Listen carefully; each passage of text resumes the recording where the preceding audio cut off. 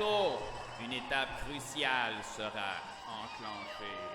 Celle de la création de l'Amadeus. Oui, l'Amadeus Frankenstein. Non. L'Amadeus est l'homme d'aujourd'hui. L'humain du futur. Qui sera à notre image. Car il mesurera de 7 à 12 pieds de hauteur. Soit de la taille d'un petit dinosaure. L'humain d'aujourd'hui doit se redinosaurifier, pareil à nos ancêtres, qui ont été jadis à des étapes dinosaures. Car les animaux géants et les animaux plus intelligents sont beaucoup plus dangereux. Seul l'Amadeus pourra triompher des extraterrestres dans le futur.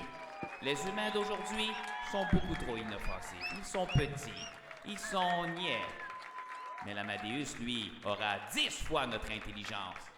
Il aura 10 fois notre puissance. Il ira beaucoup plus vite que tous les humains d'aujourd'hui dans l'espace. Aujourd'hui, l'intelligence moyenne frôle les 100 points de QI, 115, 125. L'Amadeus aura 1000 points de QI. Ainsi, il n'avancera pas à seulement 100 km/h, ou encore pire à 65 km/h, comme les aborigènes d'Australie, ou à 75 km/h comme les Africains subsahariens quand ils sont entre eux, et à 85 km/h lorsqu'ils sont dans un monde de blancs, comme aux États-Unis. Non. L'Amadeus ira à 1000 km/h. À 1000 km/h, il ira suffisamment rapidement pour prendre le système stellaire en premier. Et ensuite, les systèmes stellaires de l'au-delà, un après l'autre.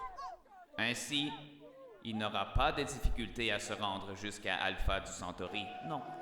L'Amadeus chevauchera une planète après l'autre. Grâce à ses enjambements cyclopéens, il pourra coloniser la galaxie à notre place. Car les humains d'aujourd'hui n'ont pas l'intelligence pour se battre contre les extraterrestres. C'est évident. Les extraterrestres sont beaucoup plus intelligents que nous. Ils ont des 300 points de QI.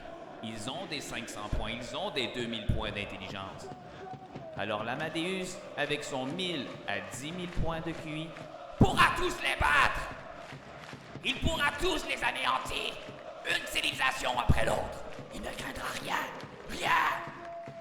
Ainsi, nous pourrons battre au moins 6, 7, 8 civilisations sur 10, avec seulement une légère optimisation de notre ADN actuel. Car s'il y a seulement 1,3% de différence génétique entre un homme d'aujourd'hui et un chimpanzé, en 7 millions d'années de différenciation et d'optimisation naturelle de l'environnement, alors il y aura moins d'1% de différence avec l'Amadeus car il est parfaitement comme nous. Il est seulement plus grand, avec une plus grosse tête mieux configurée, ce qui augmentera drastiquement son intelligence. Et nous savons que l'intelligence est l'argument ultime quand il s'agit de combattre les extraterrestres. Sans cette intelligence fulgurante, nous serons perdus!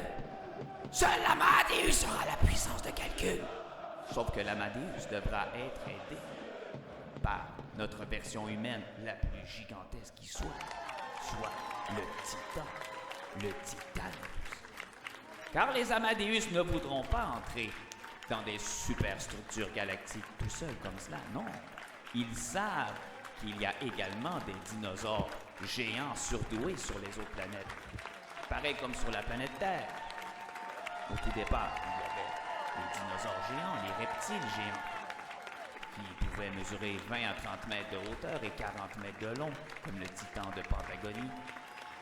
Mais ils n'avaient pas de gros cerveaux, car les reptiles ont des petits cerveaux par rapport aux mammifères. Ainsi, leur n'a pas pu se développer convenablement. Et c'est pourquoi ils n'ont pas su arrêter la météorite qui les a pourtant tous éliminés il y a 65 millions d'années. Mais les dinosaures extraterrestres surdoués, eux, ils mesureront 20 mètres de haut, 30 mètres de haut peut-être même, et plus, tout dépendamment des gravités planétaires en question. Donc l'Amadeus avec son...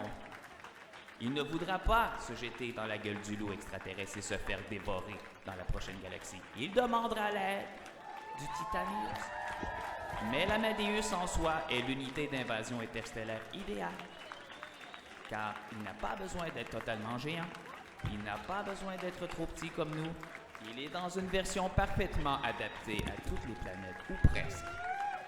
Mais c'est surtout son intelligence, de 1000 à 10 000 points, de 1000 km/h à 10 000 km/h qui l'avantageront de manière si phénoménale.